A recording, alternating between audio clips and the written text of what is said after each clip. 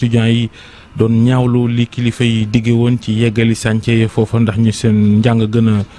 a yemb ñu amal ay jàmmarloog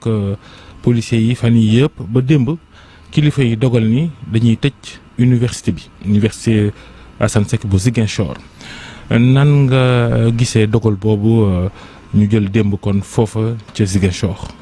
waaw jërëjëf waaw déjà ñu wax ni gis nañ décision bi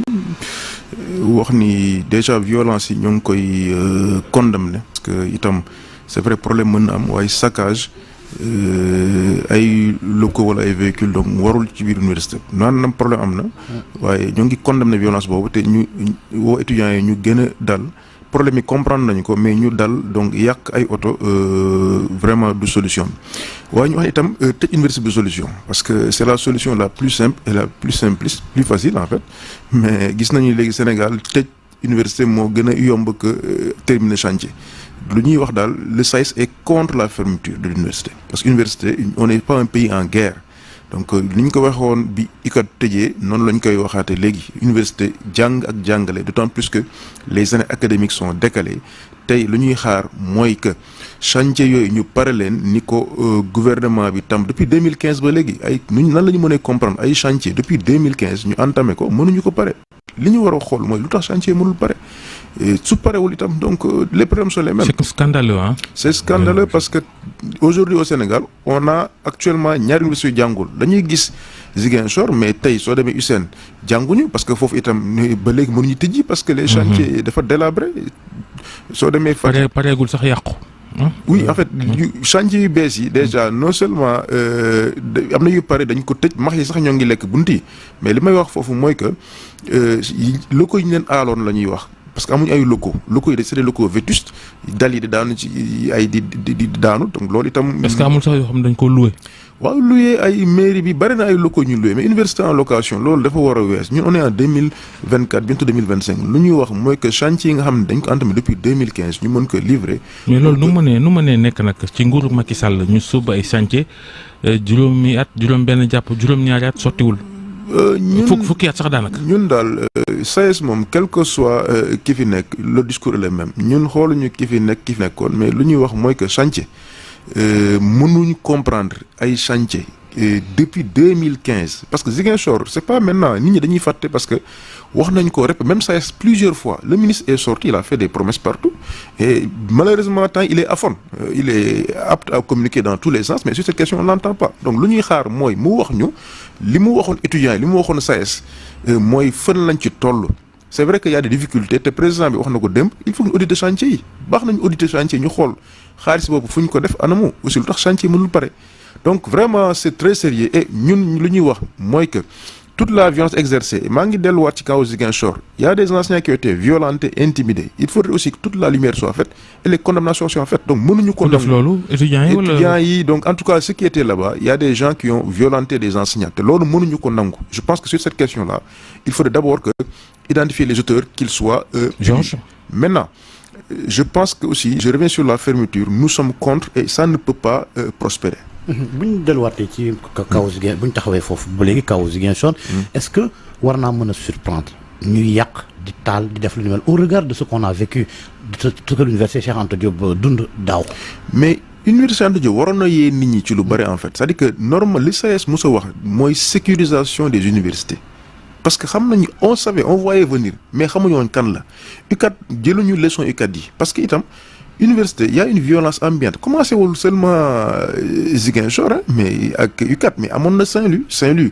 bu ñu reyee étudiants yi en 2018 vous avez vu le rectorat a brûlé et beaucoup de locaux ont été saccagés bureau recteur daf ñuy usé ci biir donc violence bi elle est endémique elle est là on n'a pas trouvé les bonnes solutions mais li may wax la violence aussi elle est envers les étudiants qui ont été tués ces dernières années pour lesquels gisuñu enquête bi nga xam ne daan fi ne auteurs yi ñiy rey étudiants yooyu aussi am na violence boobu yi nga xam ne résoudre ñu ko donc la violence elle est à tous les niveaux te war nañu aussi ni ñu war a en tout cas trouver auteurs yi saccage yooyu sanctionner leen noonu la ñu war aussi trouver auteurs yi qui en tout cas ñiy rey étudiants yooyu bi nga xam ne kenn xamul ñan la donc la violence elle est là mais pour man il faut que ñu xool plutôt les causes wala ñu xool conséquences il faut que ñu dellu xool lu tax violence boobu parce qu'on a laissé faire parce que y a des années où il y a eu beaucoup de violences pour lesquelles on n'a pas sanctionné conseil de discipline du sanctionner. Conseil de discipline du sanctionner. On a vu des enseignants violentés, menacés, intimidés, mais conseil du fonctionner. Ça, c'est un problème dans les universités. Il faut que les conseils fonctionnent. Nous avons une université de zone de non-droit, aussi bien pour les enseignants que pour les étudiants. Ce n'est pas une zone de non-droit. Donc ça, le SAES réaffirme son attachement à la sécurisation, au respect de toutes les composantes, étudiants, pairs, parties. Donc la violence n'a pas sa place dans l'espace universitaire. étudiants yi dafa waxee moom ñu ne la franchise universitaire. waaw franchise ça veut pas dire en fait def lu la neex franchise am na lu ko encadré franchise yi mooy commencer respecter sa bopp respecter ñeneen ñi donc franchise donc am na lu ko encadré faire ça ne veut pas dire aussi zone de non droit def lu la neex non non non parce que itam mënuñu parce que franchise rek mën nga dugg université dóor ku la neex ah non non non parce que y a aussi la police elle peut entrer mais c'est encadré donc franchise du zone de non droit université ci dëkk bi la bokk. Mais am na ay franchise certes mais c'est bien encadré donc franchise warul nekk raison pour def yenn yi ñu rappeler tout le monde à la raison ñu dem aussi bien l'État que les étudiants parce que itam état bi pas de responsabilité parce que mënuñu nekk fii quand je dis l'État c'est une continuité ñëpp laay waxal parce que mënuñu nekk fii depuis 2015. oui mais quand même waxtaan wax dëgg ca la. xam nga ñi soog a yegg si fekk fi ay chantier état. continuité d'accord mais ñi sooboon chantier yi 2015.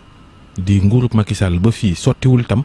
loolu tam foog ñu teg ci baram. waaw mais loolu waxoon nañ ko mais c'est pas la preuve ku suivre SAES ci boppam ku suivre actualité SAES université xam ne ne loolu wax nañ ko plusieurs fois la preuve en janvier 2023 on a signé un protocole d'accord bi nga xam ne on devait finaliser les chantiers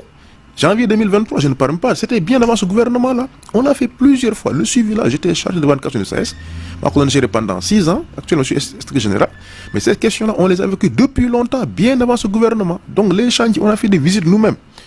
mais ce que je dis effectivement c'est scandaleux normalement si les gens les avaient terminés waruñu woon fekk fii chantier yi àggul c'est ce que lan mooy problème bi état dafa amul xaalis wala xaalis bi dañ ko décaissé mu dem fu mu war a dem. ça je ne sais pas le dire mais li ñu remarqué mooy que chantier yi depuis 10 ans parewul maintenant en parlant d'argent aujourd'hui les universités les budgets ne sont pas sincères du budget de vérité la preuve les budgets sont faits sur seulement 9 mois de salaire les budgets ne couvrent pas toutes les dépenses de personnes de recherche tey nga xool université les salaires ce mois-là il y aura des difficultés lundi déjà les gens vont sortir parce que salaire amul ci université instant bi tout le monde est au courant le mois passé ils ont payé avec difficulté et il y a des campus qui ont déjà un mot d'ordre dès le lundi et il y aura pas de travail dans certaines universités parce que duñu nangu jàngal te amul salaire te loolu yàgg nañ ko wax donc ici il y a un problème le budget n'est pas sincère et ñun lu ñuy waxoon bi nouveau gouvernement bi ñëw ministre bi itam toog nañu wax ak moom ñu alerté ko et ça fait 6 mois pratiquement sur ces questions-là ça n'avance pas la preuve même enseignants yi l'argent qui est précompté de leur salaire pour les retraites n'est pas reversé et ça il y a pas plus grave que ça c'est un détournement et ça c'est depuis longtemps tout le monde le sait tout le monde est au courant enseignants dañu lay daggal sa salaire pour retraite on ne reverse pas c'est pas normal. lan la séminaire bi amoon Saly mujjee jur kon. vraiment sooy seet c'est pour moi. ça séminaire boobu amul lu ñu fa waxul pour université dal jafe-jafe nga xamante ne ñoom ñooy faral di am voilà ñu teg ko de côté mais au final.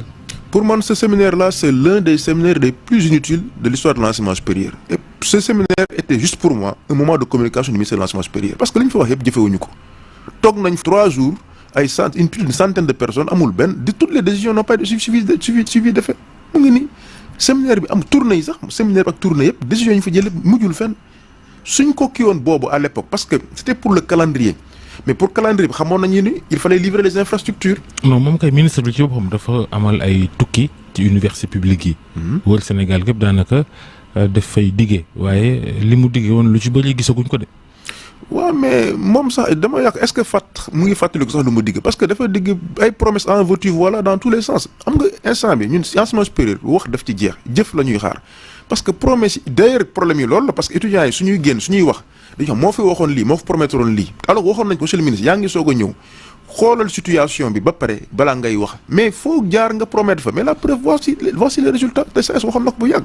donc te promesse dañu ici actuellement wax ji dafa bare mais je pense qu'aujourd'hui président bi gis nañu démb côté conseil des ministres mais lu ñuy xaar mooy que chantier yooyu ñu xool les urgences parce que te ministre bi li gën a grave te problème yi day gën a bare parce que am na université actuellement yi nga xam ne ñoo ngi premier semestre de l'année 2023-24 premier semestre parewuñu ko te bacheliers yi ñu am bac juillet 2024 si on ne fait pas attention ñoom ils vont commencer au mois de mars 2025 au plus tôt mu ñëw. ci ban université yëpp wala bu Ziguinchor? Non, par exemple je donne l'exemple de la fac de sciences de Dakar. parce que li ñuy wax ñoo ngi premier semestre. Cheikh Anta Diop. oui c'est ça parce que lu ñu waxoon fermeture loolu la ñu waxoon les résultats les conséquences sont là tëj bu yàgg boobu te mënoon nañu jàng ñoom conséquences yaa ngi nii nga xool tey bachelier yi mu envoyé mais c'est au-delà des capacités d'accueil yow te pare woo chantier recruter enseignant nga ñëw violer les décisions des instances parce que soo jëlee cas UGB on avait demandé 2500 à 2900 un peu moins de 3000 nga am plus de 5000 et quelques étudiants recruter enseignant parce que soo xoolee état du Sénégal entre 2015 ak 2019 on a recruté seulement 410 enseignants 2015 la ñu jël 210 ak 2019 200 410 pour tout un pays 410 en enseignement supérieur. Alors qu'on a presque 100 000 étudiants université Cheikh Anta Diop bu Dakar. Oui, mais on est presque à 240 000 étudiants pratiquement globalement. Ah. Mais c'est un problème. Alors qu'on a recruté combien de gendarmes récemment? Bon, je n'ai rien contre les gendarmes, mais regardez, quand vous recrutez des gendarmes, c'est facile, mais pour un enseignant, c'est difficile. Donc il y a un problème. Donc tant que recruter un enseignant, parewuñu chantier yi tout ce qu'on dira ce sera que du colmatage. Donc ci communiqué bi ngeen génnee samedi yéen a ngi wax ci liggéey ministre yi diggee te defu ko ministre bi wax ngeen itam ci lu ci mel ni sax ci misaal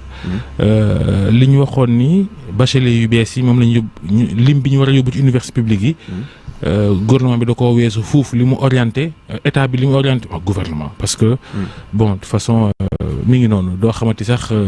kuy responsable bi mais de toute façon li ñu waxoon ni lim nangam la ñuy yóbbu ci université publique yi dañ koo weesu te jëluñ matukaay yi nga xam ne moo war a ànd ak loolu ci bërëbu jàngakaay yi ak ci jàngalekat yi. waaw loolu dëgg la parce que loolu SAES waxoon na pour ñu bañ àgg ci loolu waxoon na bu yàgg en amont il fallait recruter augmenter capacité bi parce que xamoon na étudiants yi ñoo ngi ñëw loolu la ñu waxoon mais malheureusement le ministre a violé lui-même les textes mooy loi 2015 sur les universités aussi décret d'orientation du bachelier parce qu'en fait le décret dit que en fait les quotas doivent être définis d'un commun accord c'est-à-dire que université day wax man lii laa mën a jël sur la base de ses capacités d'encadrement et d'accueil ministère wax après ñu xool mais moom ils ont forcé te gis nga loolu ci ay fan yu néew di ngeen ko gis parce que de toute façon da ngeen ko gis ci ay fan yu néew parce que mënul fonctionner donc bacheliers yooyu même il les a tous orientés mais du ñu jàng balaa mars daañu toog entre juillet 2024 mars 2025 ñooñu duñu jàng au plus pour certains mënul nekk. ministre bi dégguñ ko te mu dig woon yu bëri def fi ay tournées finalement mu mel ni vous êtes rabattu ci au conseil du dialogue social ba nga xamante ne daje ngeen ak moom est-ce que la fa tukkee dal na seen xel. parce que ministre daal ça fait presque un mois dégguma ko ak coow lu yëpp problème yëpp man maa ko mujjee woo sax di ko alerter sur deux choses salaires yi ak xaw ma am beneen problème décret bi boobu ba léegi dégguma ko donc on ne se parle plus xaw ma ci lan la nekk donc mais en tant que syndicat décret bi réer. waaw décret bu réer lu reelu mais lu garaaw. waaw man li ma wax mooy que ci réew mu mel na Sénégal organisé quand même loolu xaw nañoo jaaxal parce que ñun ma fàttaliku nag décret boobu du sarax du may enseignants yi soo xoolee y a quelques années enseignants yi seen retraite moo gën a néew sax instituteurs yi à l'époque enseignants d'université yi prof d'université yi ñu ñëw ñu nangu ñu augmenter suñu cotisation ci salaire yi ñu dagg suñu salaire yi ñu def retraite complémentaire ñu koy daggaat augmenter suñu charge de travail sans ñu fay ñu loolu pour avoir une meilleure retraite mais code des pensions dafa ni ku génn àddina dañ la war a reverser 50% de la pension te ñu koy defal fonctionnaire yëpp ñu dem ba ci enseignants yi ñu appliquer ko une partie de la pension pas toute la pension ñu defoon décret pour modifier loolu décret bi on l'a examiné en conseil des ministres adopté le 28 février 2024 examiné adopté ñu doon xaar numérotation bi mais boobu ba léegi ñoo ngi koy laaj ñu ne dafa réer te décret boobu soo xoolee conseil boobu il y a eu deux textes réglementaires qui ont été examinés mooy loi d'amnistie ak décret bi c'est les deux textes réglementaires mais lu ñu jaaxal mooy loi bi réerul mais décret bi réer dans un pays comme le Sénégal organisé nan la décret mën a réer mais ba léegi ministre mu dañu ko réintroduire ñu d'accord ci réintroduction mais boobu ba léegi 6 mois ba léegi ñoo ngi koy topp ñu mujj dem dialogue social parce que ñun SAES itam on est un syndicat responsable dañuy alerter parce que d'ailleurs ñun bu ñu nommé foofu la njëkk dem bu ñu élire foofu la njëkk dem gis Innocence Ntap à l'époque ñu demaat ci ki koy succédé mooy Dianté wax ko tous les griefs que nous avons wax ko difficulté te décret boobu c'est une question qui est non négociable ma waxaat ko gis nga ci fan yu néew SAES dina génn pour ce décret là loolu duñ ko may kenn parce que décret bi ñu nangu liggéey ba génn àddina njaboot yi fi des les ayants cause jabar yi doom yi les veufs et les veuves ñu bañ leen reverser pension ni ñu koy reverser ñëpp duñ ko nangul kenn wax nañu ba sonn dégluñu dans ci fan yi néew on a alerté plusieurs fois te SAES day yëglu wax naa plusieurs fois donc je pense que nous avons atteint nos limites sur cette question de décret bari na ay poñ yoo xam mën nañ ci discuter mais cette question le ministre vous l'avez dit il est apte à tout le temps day communiquer mais il y a des questions peut-être il ne communique plus. Il ne communique plus. En tout cas, nous ne communiquons plus avec. En tout cas, le ministre, je ne communique plus avec parce que moi, dañ koy woo pour alerter ko, il ne répond pas. Nous on va prendre nos responsabilités parce que foog naa itam dans un pays comme le Sénégal, le ministre de l'enseignement supérieur, vous avez le syndicat le plus représentatif. SAES, il ne fera pas l'enseignement supérieur sans le SAES. Le ministre Abdourahmane Diouf, yaakaar enseignement supérieur sans SAES dina ko def, il ne le fera pas du tout. On ne peut pas faire l'enseignement supérieur sans le SAES. Donc sur cette question-là, nous prenons responsable. Nous avons alerté. Ñoo ngi gis ay nit parce qu'il n'est pas la seule personne bi xam mën nañu ñoo ngi gis d'autres ministres d'autres personnes wax ak ñoom parce que su waxul ak ñun ñu wax ak ñeneen te question bi on a alerté foog naa ne ñi ko waroon dégg nañu ko. Est-ce qu'à ce rythme-là dinañ stabiliser université. mais mënuñu ko parce que y a des intrants en amont y a des préalables ay prérequis préalable mooy déjà il faut pacifier mooy que les rapports soient c'est pas un rapport hiérarchique on est des partenaires sociaux. Donc il faut que mu may ñu respect may ñu cër bi nga xam ne am nañu ci enseignement supérieur cër bi il faut que ñu jox ñu ko ba pare parce que enseignant il faut que ñu jox ñu cër bi nga xam moo ñu yellool maintenant bi ci des mooy que li ñuy waxoon ci capacité d'accueil il faut que ñu pare ko y a pas d'autre alternative Ziguinchor li ñu fa def moom c'est la solution la plus simple c'est une solution de facilité c'est une fuite en avant mënul nekk parce que tëj boobu itam moom moo indi problème UCAD donc stabilisation bi mënul nekk parce que les budgets ne sont pas sincères les enseignants amul recrutement chantier yi parewul et ensuite vous envoyez plus de bacheliers mais à quoi joue-t-on mënul nekk et donc c'était la même règle partout ça n'a pas commencé avec ce gouvernement-là c'est toujours la même chose quel que soit le gouvernement donc ce n'est pas une question de gouvernement c'est une question de voir le système lui-même xool ko c'est le pays qui tourne en rond en fait. Non, je dis globalement parce que les problèmes sont là depuis donc les problèmes là sont depuis quel que soit le gouvernement c'est les problèmes que nous voyons donc ñun jiñuñu ko kenn mais ñun lu ñu observé le problème il est là il a commencé depuis longtemps et il continue et donc on a le même ton quel que soit le gouvernement et l'État on a le même ton ça ne change pas mais on reste sur les principes am ci loo xam ne moom foog ñu analyser ko commenter ko parce que biñ fi tëjee bi fi Macky Sall tëjee université Dakar coow li na kur dëkk bi tàngoon lool ñu tëj Assane Seck bu Ziguinchor université bi tëj ko ci une situation moins grave que bi ñu tëjee woon université Anta Diop bu Dakar et à l'époque on a vu beaucoup de gens s'indigner mais indignation apparemment sélective ça n'émeut personne la fermeture de l'université Assane Seck de Ziguinchor bëgg nañoo xam tëj gi ñu ko tëj nag foofu lan moo nekkoon situation pédagogique bi njàng mi fan la tolloon ak bu ñu ko tëjee te xamuñ kañ lañ koy tëj itam lan mooy conséquences yi njeexital gi ci li des ci programme yi. waaw moo wax ne SAES nekkul ci indignation sélective. UCAD. Non, je parle pas du SAES. Ok, donc je parle pas du SAES. Pour vous dire rek parce que ñun démb lañ ko yëg. Je parle de l'opinion de façon générale. Voilà, c'est ça parce que bu UCAD bi ñun dégg ngeen suñu kii marché nañu fi lu nekk def nañ ko à l'UCAD. Le SAES a quand même eu des propos pour loolu bii démb lañ ko dégg te maa ngi ciy wax bii mooy première fois ma génn ci maa ngi wax on n'est pas d'accord te ñun tey coordination Ziguinchor dina réunir ils vont peut-être communiquer après le bureau national prend la question en charge lu ñuy wax mooy que c'est une solution de facilité. C'est une sorte de facilité et ça n'a jamais réglé le problème parce que le pays n'est pas en guerre même en Ukraine il y avait la guerre où il y a la guerre ba léegi on n'a pas fermé les universités moom loolu lañu àllukat donc sur cette question là ça n'a jamais été la solution de fermer les universités parce que itam mu ngi ba nga nekk habitude su amee problème politique wala leen rek ñu tëj universités yi génn étudiants yi c'est pas une solution donc loolu ñu wax ko et la preuve dégluñu à l'époque les conséquences sont là parce que les années ne seront jamais gis nga université sénégalaise on a 1 an de retard sur le monde entier parce que tey sooy terminer premier semestre alors que monde entier ñoo ngi pare premier semestre 2023-24 soo koy pare alors que yow yaa ngi ci nekk alors que monde entier bi ñoo ngi pare nañu premier semestre 2000. C'est tellement lourd. Y a un problème donc il y a 1 an de retard sur le monde entier après nga nekk fii di tëjaat pour dem fan. Ziguinchor c'est un problème qui est là depuis des années que les gens n'ont pas c'est indigne d'une université parce que soo fa demee man je vous demande vraiment ma ñaan journalistes yi. parce que on est allé Marc Georges on a vu. gis ngeen li fa nekk vraiment dafa ñaaw soo demee tey Bambey c'est un désert infrastructurel Bambey yaa avec des serpents qui traînent.